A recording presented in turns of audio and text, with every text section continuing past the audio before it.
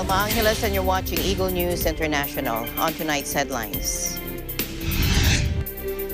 The Commission on Elections First Division voted 2-0 to dismiss the consolidated disqualification of cases against presidential candidate Bongbong Marcos Jr. for lack of merit. U.S. President Joe Biden urged Americans to immediately leave Ukraine as Russia's live-fire drills and buildup of troops around the ex-Soviet state deepened fears of an invasion. And a heat wave was bringing unseasonably high temperatures to California, sending sun worshippers to the beach. L87, go Falcon! And up to 40 SpaceX high-speed internet satellites have been knocked out of orbit by a geomagnetic storm shortly after its launch.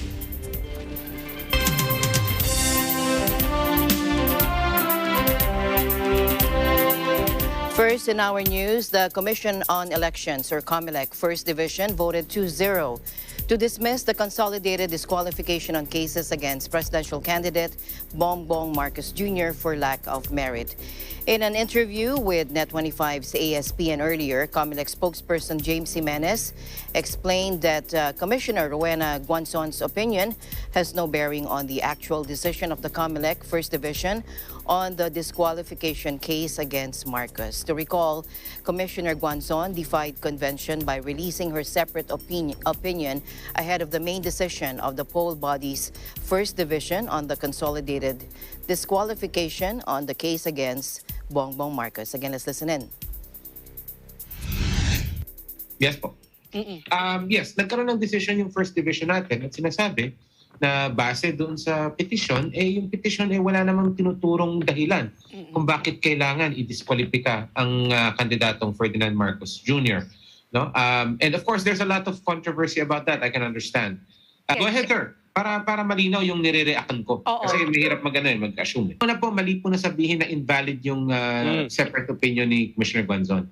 Unfortunately, Commissioner Guanzon released her separate opinion without the main opinion having been released first. No? Anyone who understands how these things work would know that it's the main decision, it's the main opinion that controls.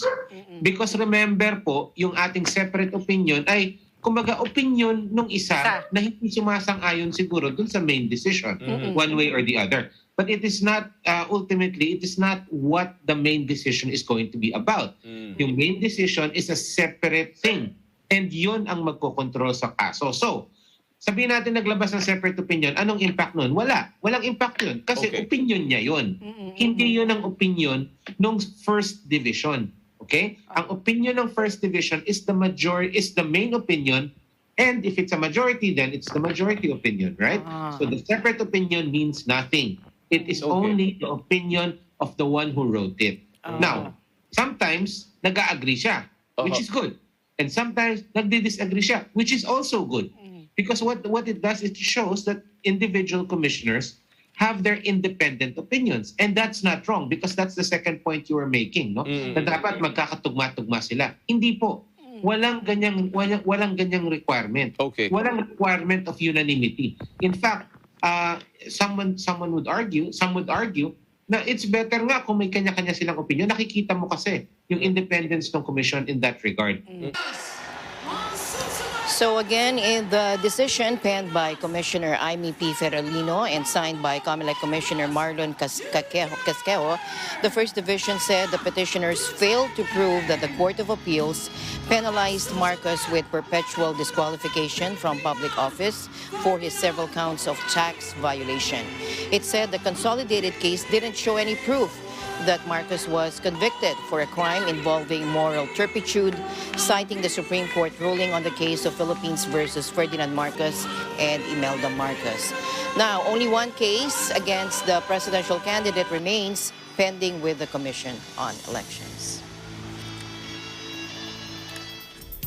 Staying in the country, the Department of Health today recorded 5,652 new recoveries from COVID-19 and 3,788 new infections, bringing the total number of active cases to 91,147. Of the active cases, 3,261 are asymptomatic, 83,145 are mild, 2,986 are moderate, 1,443 are severe, and 312 are critical. A total of 72 new fatalities, on the other hand, pushed the country's COVID death toll to 54,854. The Philippines has so far recorded 3,484,636 recoveries out of 3,630,637 confirmed cases of COVID since the pandemic started in 2020.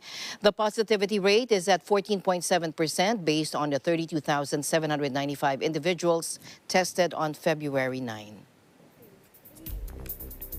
The Bayanihan Bakunahan 3 has been extended until February 18.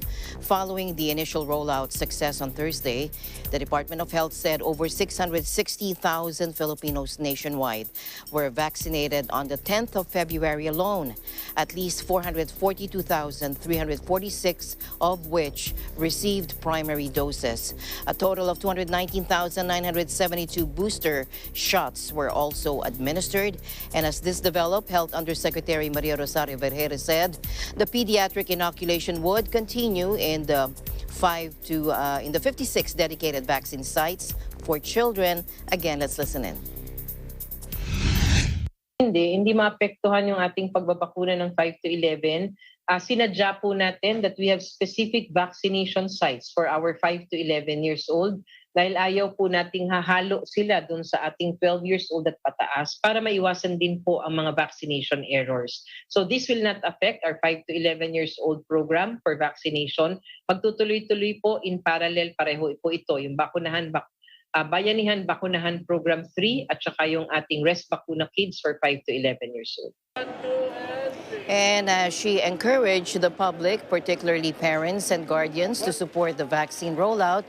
Vergere clarified that this program is purely voluntary.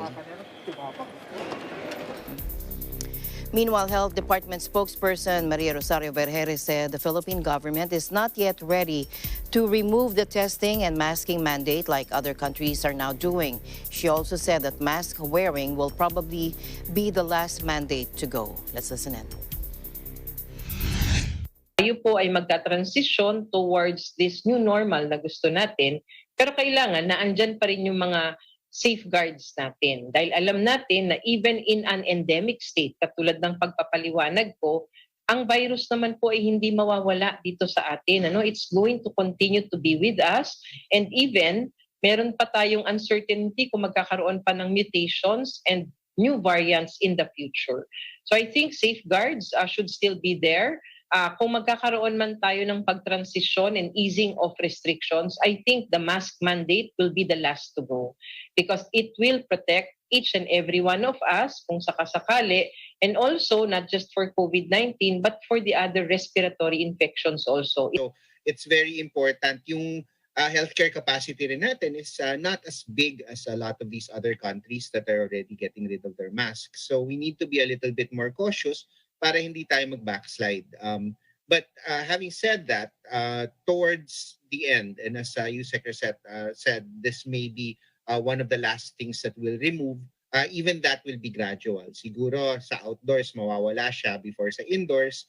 And then once indoors, siguro pati yung mga vulnerable population will probably hang on to their masks a little longer. And also, for instance, yung mga long-haul trips sa airlines, baka those might be retained for a while.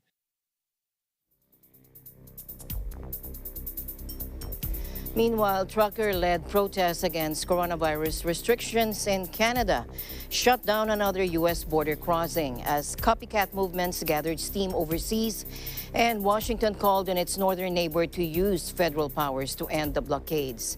The border obstructions have already impacted business, with the Key Ambassador Bridge linking Ontario and Detroit out of service for several days, and major automakers forced to cut back production at several plants as a result. A second crossing in the western province of Alberta has been blocked for days, and on Thursday, protesters closed down a third in central Manitoba. Citing supply shortages, Mayor of Doug Ford said it was forced to slow down production at factories in Canada, while some Stellantis factories in the U.S. and Canada halted work on Wednesday evening. General Motors canceled several shifts, and Toyota said its plants were also hit. Addressing reporters outside the House of Commons, Prime Minister Justin Trudeau once again called the blockades unacceptable and said he was working with authorities across the country to bring them to an end. Presumably eager to stop the movement spreading further domestically, several provinces, including Alberta, Quebec, and Saskatchewan this week, announced a gradual lifting or loosening of COVID restrictions. A court has already ordered the truckers to stop the incessant honking that has upset residents in Ottawa and made sleep difficult. But the atmosphere on the streets of the capital remained one of defiance and celebration. Protester numbers outside New Zealand's parliament swelled today as police scaled back efforts to clear anti-vaccine demonstrators involved in violent clashes a day earlier. A festive mood prevailed at the makeshift tent settlement inhabitants have dubbed Camp Freedom, with music and dancing as police looked on from behind barricades. It was a stark contrast to the fiery scenes yesterday when a phalanx of officers attempted to evict the protesters, arresting 122 people and using pepper spray to quell the scuffles. Again, let's listen in. We hope to achieve the end of the mandates is the primary concern. And what they did yesterday was way beyond any of our expectations. Brutal, absolutely brutal. Now, Wellington police describe the hands-off tactics as a measured approach, pointing to the presence of children among the crowd. Activists have been camped on the lawns of Parliament for 4 days in a protest that began Tuesday as a copycat of Freedom Convoy action by Canadian truckers in Ottawa. The parliamentary precinct has been declared closed to the public, but the measure has not been strictly enforced, and the number of protesters on the lawns increased from about 250 to around 1,500 throughout the day. New Zealand requires mandatory COVID vaccinations for people working in sectors such as health, law enforcement, education, and defense, with those who refuse the jab facing the sack. Proof of vaccination must also be shown to enter restaurants, sports events, and religious services. And we have more updates on the truck protest in Canada that has now reached Toronto. Joshua Santillana reports on how this is affecting the area. Joshua.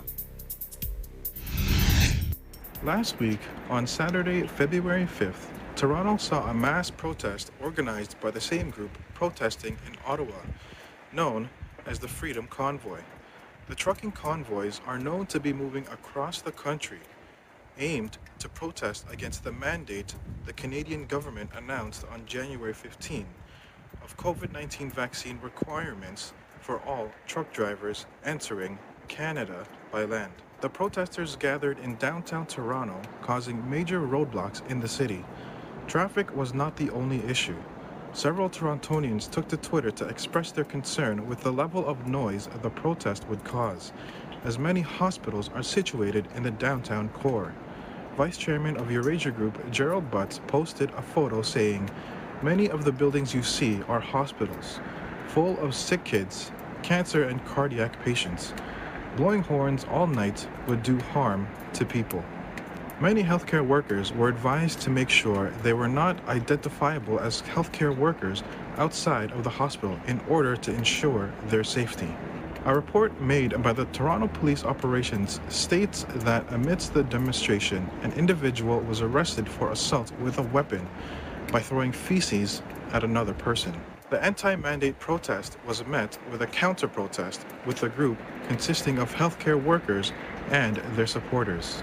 A major topic of concern is the increasing amount of hatred associated with the anti-mandate protest. Some protesters held signs encouraging racism, anti-Semitism, and other forms of hatred. The Canadian Trucking Alliance, CTA, responds stating that the majority of the trucking industry is vaccinated, and those protesting do not represent all truck drivers, only a small few. Furthermore, the CTA brings into attention that many of the protesters are not linked to the trucking industry and are possibly using the protest for their own separate agenda. In Toronto, Joshua Santayana, Eagle News. Meanwhile, Prince Charles, the eldest son and heir to Queen Elizabeth II, is isolating after testing positive for the coronavirus for the second time, according to his office today. Now, the prince met the Queen in Windsor 2 days ago before testing positive, according to British media reports.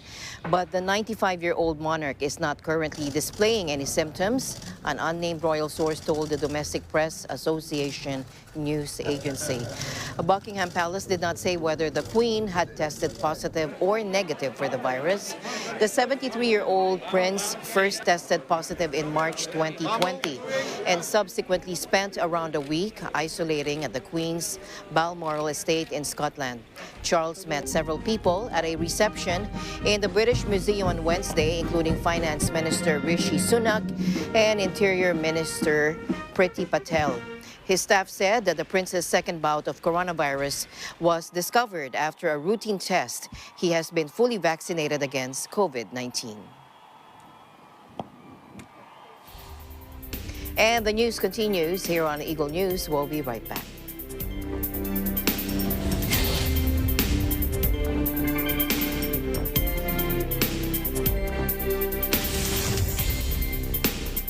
Mula noon hanggang ngayon, gabay natin ang MTRCB ratings sa matalino at responsableng panonood.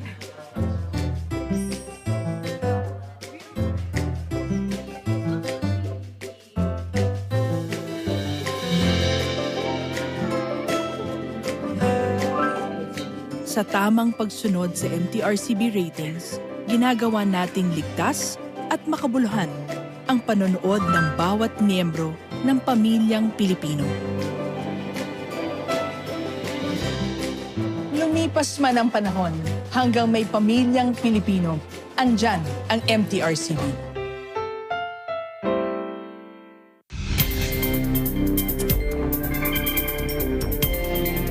Welcome back. U.S. President Joe Biden urged Americans to immediately leave Ukraine as Russia's live-fire drills and buildup of troops around the ex-Soviet state deepened fears of an invasion.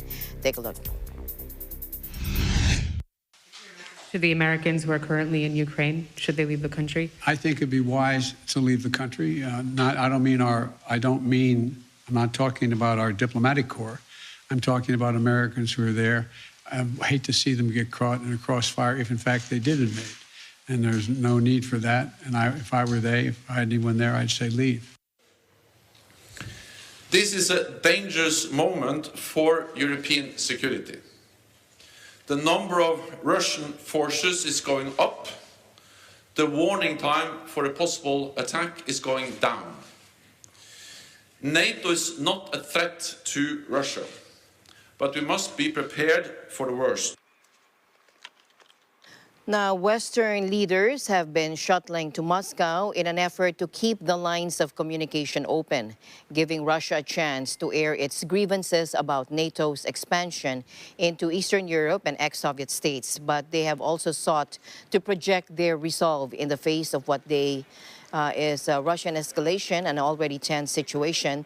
Since President Emmanuel Macron met Monday with President Vladimir Putin to try to defuse the crisis on the Russia-Ukraine border, U.S. officials have either remained silent or even sounded skeptical about what European countries have called progress in averting a war. Russia now has more than 100,000 troops and a vast array of weaponry and other material assembled on the border with its pro-Western neighbor, with the U.S. and European countries fearing it could invade any time. Meanwhile, U.S. Secretary of State Antony Blinken on Friday said Russia is amassing yet more troops on Ukraine's border and warned an invasion could come at any time, including during the Winter Olympics, which ends on February 20. Take a look. Simply put, we continue to see very troubling signs of Russian escalation, including new forces arriving at the Ukrainian border. And as we said before, we're in a window when an invasion could begin at any time.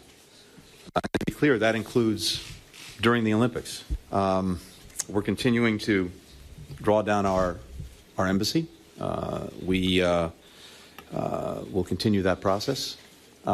And we've also been very clear that any American citizens who remain in Ukraine should leave now. Now, his comments come as President Joe Biden also urged Americans in Ukraine to immediately leave the country, another strong public signal that war may be drawing closer. Meanwhile, Secretary of State Antony Blinken was speaking at a news conference in Melbourne following a meeting of the Quad, an informal grouping of United States, Australia, India, and Japan. The top diplomats also opened talks on deepening their Quad alliance, hoping to blunt China's expanding power across the Asia-Pacific region. Australian Prime Minister Scott Morrison kicked off the day by highlighting the group's importance in building cooperation among democracies. Again, let's listen in. We live in a very fragile, fragmented and contested world, and that is no more accentuated than here in our Indo-Pacific. And the like-minded partners that we see gathered together in this Quad, I always find so incredibly reassuring. I'm reassured by our perspective. I'm reassured by the understanding that is shared between each. The Quad was first launched in 2007, but only took a decade later after China aggressively projected its military power into the South China Sea and following violent border clashes with India. While the four held joint naval exercises in 2020 in the Bay of Bengal, the meetings in Melbourne are aimed at deepening cooperation across other fields like fighting COVID-19 and coordinating on critical information technology issues, including the global rollout of 5G telecommunications networks. As for Washington, the meeting is a chance to reaffirm its decision to make Asia and the Pacific the centerpiece of foreign and defense policy, even as the White House and Pentagon are currently consumed by the potential for a Russian invasion of Ukraine. Meanwhile, China criticized the top meeting between diplomats of the U.S., Australia, Japan, and India in Melbourne to deepen their Quad alliance. China said that the meeting is a tool to contain China and maintain U.S. hegemony. Take a look. 中方认为，美日印澳拼凑的所谓四边机制，实质上是遏制、围堵中国维护美国霸权的工具。我想强调的是，冷战早已结束，企图构建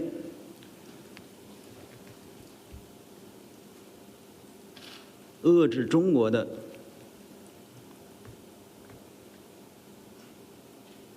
所谓的联盟，不得人心，也没有出路。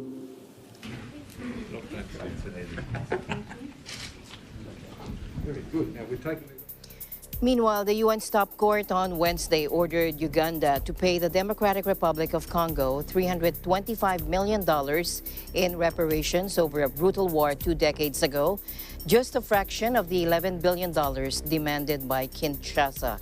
The International Court of Justice, or ICJ, awarded the sum over Uganda's bloody occupation of part of the eastern province of Ituri from 1998 to 2003.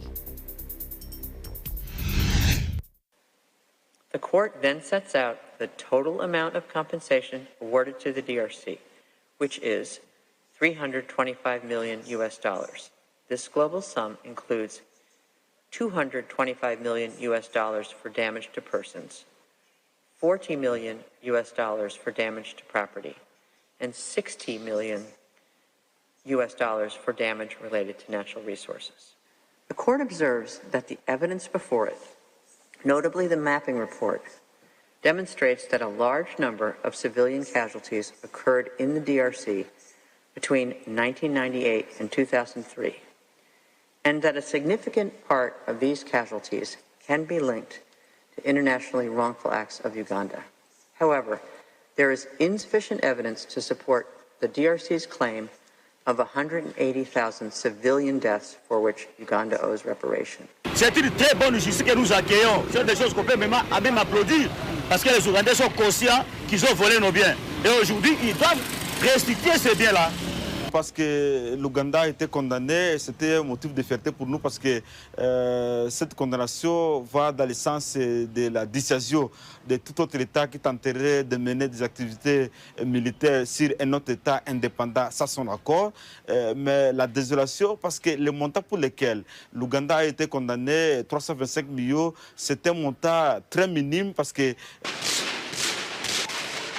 The sum awarded by the High Court fell far short of the $11 billion, or 9.62 billion euros, in reparations demanded by Kinshasa over a conflict that's believed to have killed hundreds of thousands of people. The court acknowledged that Uganda was to blame for a significant part of the casualties in the war due to its wrongful international acts. But judges said there was insufficient evidence to support the DRC's claim that Uganda was directly responsible for 180,000 civilian deaths. Kampala questioned why Uganda was being singled out when it said the armies of 8 countries were all involved in the 1998 to 2003 war. It didn't say whether Uganda would pay or not. The Congolese and Ugandan armies launched a joint operation late last year against the Allied Democratic Forces armed group, which is blamed for thousands of killings in the eastern DRC, as well as recent bomb attacks in Uganda. Uganda's foreign ministry said it was doing all in its means to work with the DRC government in matters of security, infrastructure, and regional economic integration.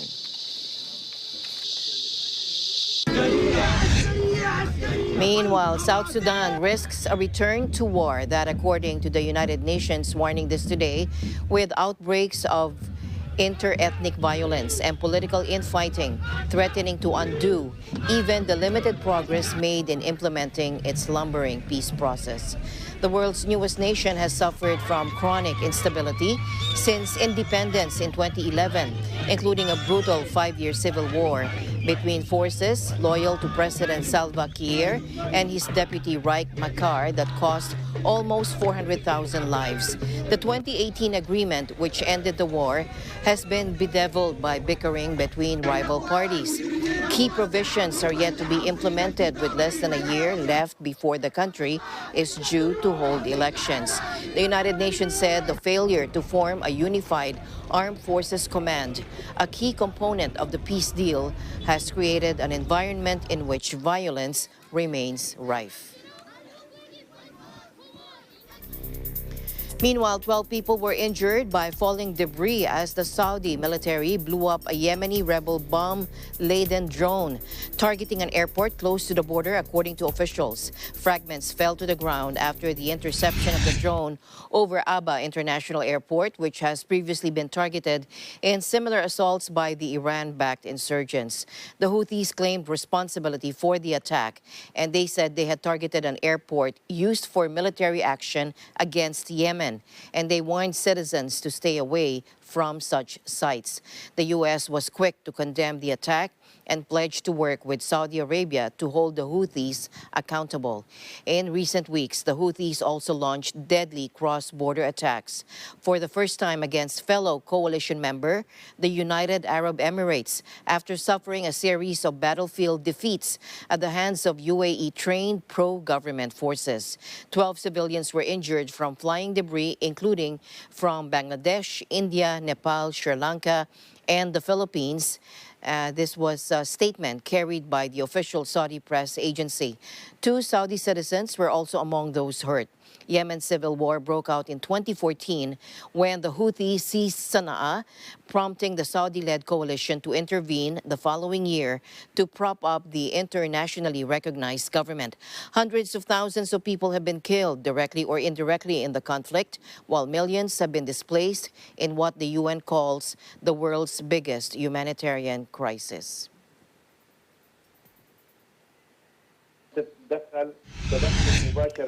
Meanwhile, Israel launched strikes against targets in Syria early Wednesday, hitting anti-aircraft batteries in response to a missile fired from Syria, according to the military. Sirens were sounded in the northern Israeli Arab city of al-Fam after the Syrian missile launch, but it exploded in mid-air, according to the Israeli Defense Forces. Syrian state media said the country's air defenses had been activated against Israeli fire in the vicinity of Damascus. Citing a military source, the media said Israeli aerial attacks began shortly before 1 a.m. local time, and they were accompanied at 1:10 a.m. by surface-to-surface missile strikes from the direction of the occupied Golan. Sana said one soldier was killed, 5 others wounded, along with material damage, according to a witness. In a statement on Wednesday, Syria's foreign ministry condemned the cowardly Israeli strike, saying they caused death and injury to several Syrian soldiers without specifying account. Israel rarely comments on the airstrikes it carries out in Syria, but has said repeatedly it will not allow its arch foe Iran to extend its footprint in the country.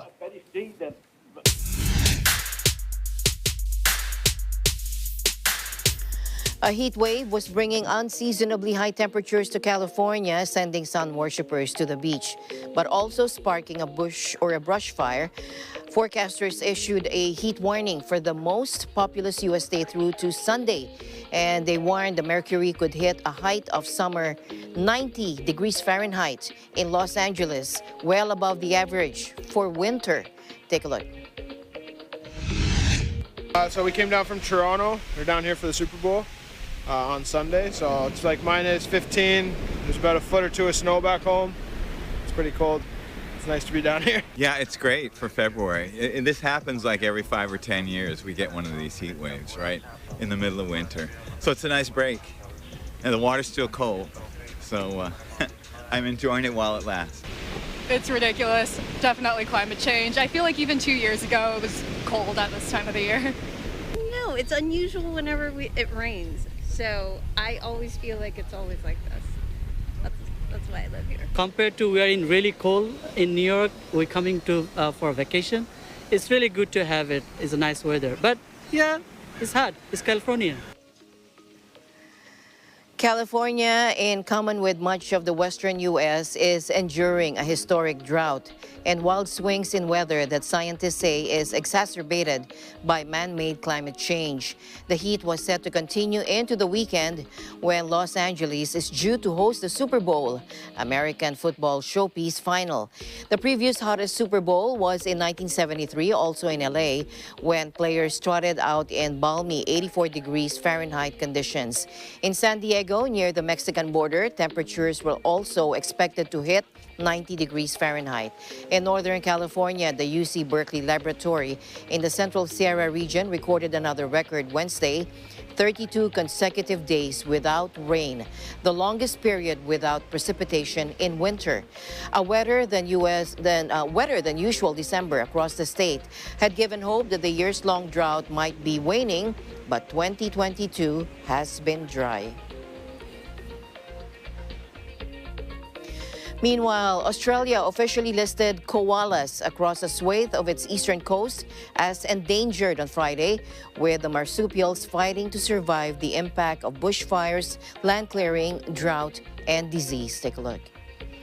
Conservationists said koala populations had crashed in much of the eastern Australia over the past 2 decades, warning that they were now sliding towards extinction.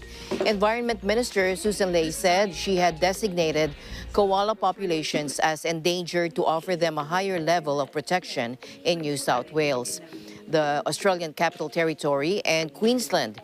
The koala, a globally recognized symbol of Australia's unique wildlife, had been listed as vulnerable on the eastern coast just a decade earlier. Conservationists said it was hard to give precise figures on koala populations in the affected eastern states, but estimates by an independent government advisory body, the Threatened Species Scientific Committee, indicated that koala numbers had slumped from 185,000 in 2001 to just 92,000 in 2021. And we'll be back with the business news right after this break. Stay tuned.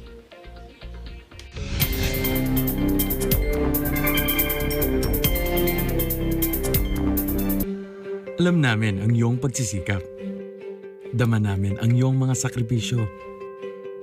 Kita namin ang pagharap mo sa bawat pagsubok.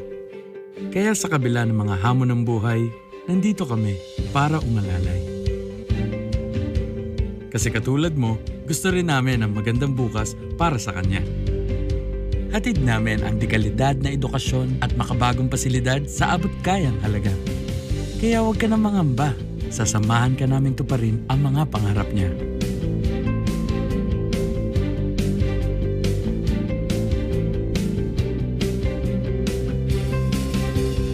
Maaasahan mong sulit dito ang mga pinagsikapan mo.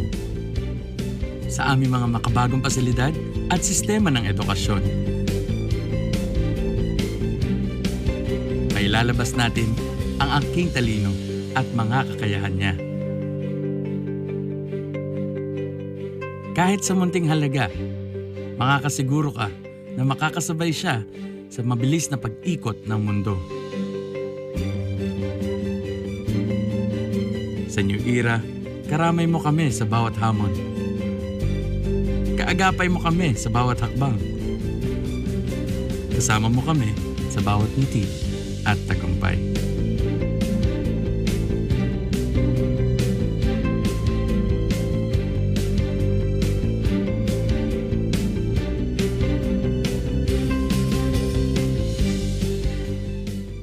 Pipili ka ngayon ng numero. Yung papakita kay Bandun, malalaman niya yung numero. Alam na alam mo to. Magaling ka sa number eh. Oh. Paano mo nalaman? Our first word, freshener. Guys, composed of lots in Muntinlupa. Sa halaga 1 million pesos. Pera? O, jowa! Go!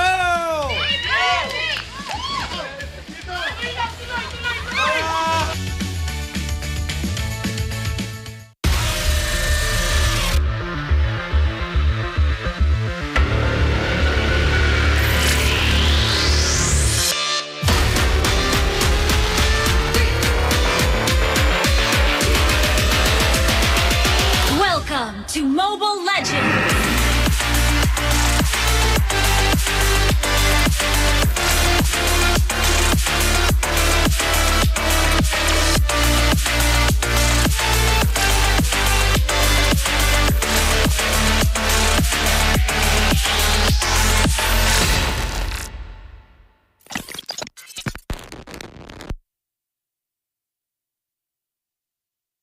This week, tayo'y gagawa ng Pansit Canton Gisado, isa sa aking paborito, chicken, potato, celery salad, at ang ating tuna melt on sourdough toast. Ito po ang tinatawag ko na comfort food. At ito na po, titikman ko na po. Lasang Pinoy na Pinoy. Pusong Pinoy. Walang tatalo sa pansit natin.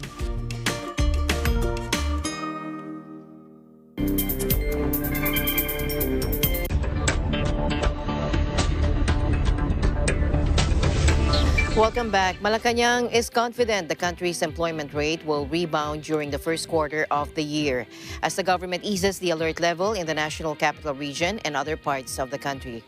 Acting presidential spokesman Carlo Nograles issued a statement after the Philippine Statistics Authority reported that the unemployment rate in December rose to 6.6% compared to 6.5% the month before. Take a look. Bagamat umakyat ng 0.1 yung unemployment, tandaan natin na tumaas din po yung labor force participation. Ibig ko sabihin, nung November to December, marami rin po ang bumalik sa labor force. Okay? So mas marami sa mga kababayan natin na dating wala sa labor force o umalis sa labor force, bumalik po sa labor force. So ganyan po ang isang dapat nating tandaan dyan. Pangalawa po, tingnan din po natin yung underemployment rate. No? At sa underemployment rate naman po, nag-improve naman po tayo. No? From 16.7 in November to 14.7 in December. But that being said, these are November-December figures. And with alert level 2 happening in many parts of our country, bagamat meron pang alert level 3, at ngayon wala naman naka-alert level 4 so far, mas ma-expect pa natin na yung January, February, March, and so on and so forth, especially with the opening ng turismo right now sa February, we expect better numbers in the coming months of 2022. Nograles said the reopening of the country to foreign tourists on Thursday will help bring back more workers not only in the tourism sector, but also to other sectors which depend on it, such as food and transportation. Meanwhile, Britain's economy grew by a record 7.5% last year on easing COVID curbs after a pandemic-driven collapse, according to official data. But analysts warned that sky-high inflation clouds the 2022 outlook. The expansion, which was the fastest since records began in 1948, followed a record 9.4% slump in 2020, according to the Office for National Statistics in a statement. Economies across the world were slammed in 2020 by the deadly pandemic, which sparked lockdowns and other public health restrictions that have since been largely removed. However, gross domestic product dipped 0.2% in December on fallout from the rapid spread of Omicron, which is widely regarded as less dangerous than previous variants, but hit the travel sector.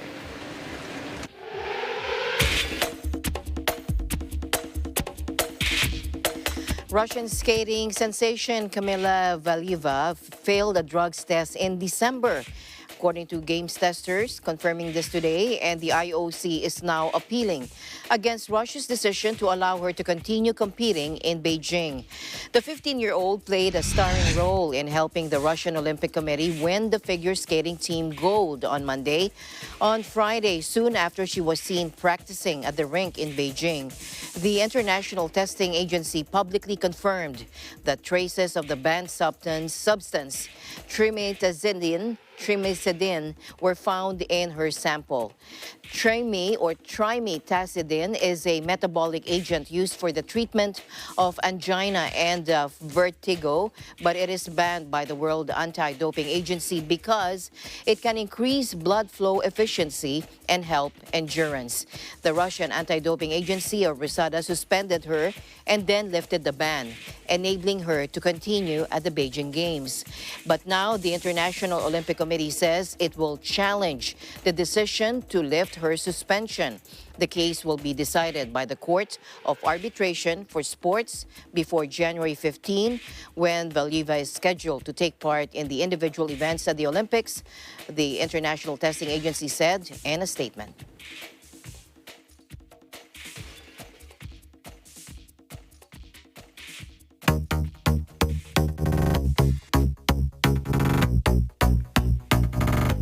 And works of art illuminate the lakeside and city center of Geneva, Switzerland. Christine Benedicto reports. Every winter, for a couple of weeks, the city of Geneva, Switzerland lights up at night with luminous art sculptures. Artistic creations illuminate the lakeside and the town, creating an urban museum of sculptures and works of art. Launched in 2014, Geneva Lux is a free exhibition of lights organized by the Department of Security and Sports of the city. The annual event presents works of art made of light, created and staged specifically for Geneva by artists from Switzerland and abroad. Contemporary creations take over public spaces, combining modernity and tradition, as well as technical and artistic innovation. This year, the collection not only offers the public a dozen new works to contemplate, but also an original tone. According to the artistic director of Geneva Lux, the artists focus their vision on new means of designing their projects around energy sobriety, self-sufficiency, and all things renewable. At the same time, certain works push us to take a different look at our heritage with a view to building bridges between our past and our future. With a collection of exhibits growing from year to year, the public can enjoy an evening walk while rediscovering the city and the beautiful lakeside by the light of the stunning and immersive works of art installed around the city. From Geneva, Switzerland, for Eagle News International, I'm Christine Benedicto. We live in interesting times. And finally, in our news, up to 40 SpaceX high-speed internet satellites have been knocked out of orbit by a geomagnetic storm shortly after launch, but it poses little threat to Earth as they burn up in the atmosphere, according to the company. L87, go Falcon, go. Geomagnetic storms are caused by ejections of the solar corona into space, resulting in disturbances to the Earth's upper atmosphere and increased drag on objects in low orbits. Now, the latest 49 satellites from the Starlink network launched from the Kennedy Space Center in Florida back on February 3 and successfully assumed their initial orbit, with their nearest approach to the surface 130 miles high. The company places them into this region to carry out final checks before flying further into space. On February 4, however, they were struck by the space weather event. Elon Musk's company said in a statement late on Tuesday. Now, the Starlink team commanded the satellites into a safe mode where they would fly edge-on like a sheet of paper to minimize drag as they sought shelter. But despite the evasive maneuver, most were unable to raise their orbits, and as many as 40 will re-enter or already have re-entered the Earth's atmosphere. The company insisted they pose zero collision risk with other satellites and are designed to disintegrate upon re-entry with no debris expected to hit the ground. Apart from increasing atmospheric drag, geomagnetic storms can wreak havoc with satellites' computer circuitry and thus cause them to fail, according to space industry analyst Sarah Dada. SpaceX has launched more than 2,000 of the satellites since May 2019, with more than 1,500 currently operational, providing internet coverage across most of the planet. And the company currently has regulatory approval for 12,000 satellites, with plans to expand even further. Astronomers have raised concerns about their impact on ground-based astronomy as they add to a congested environment in low Earth orbit, or LEO. And there are approximately 4,000 active satellites in this space, which extends to 1,200 miles above the surface, as well as 15,000 pieces of debris like rocket bodies and defunct probes, according to the UK Space Agency.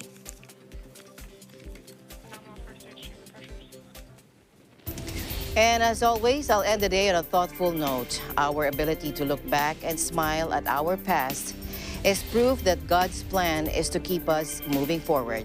And this has been Eagle News International. I'm Alma Angeles. Stay alert and stay informed because we live in interesting times. Good night.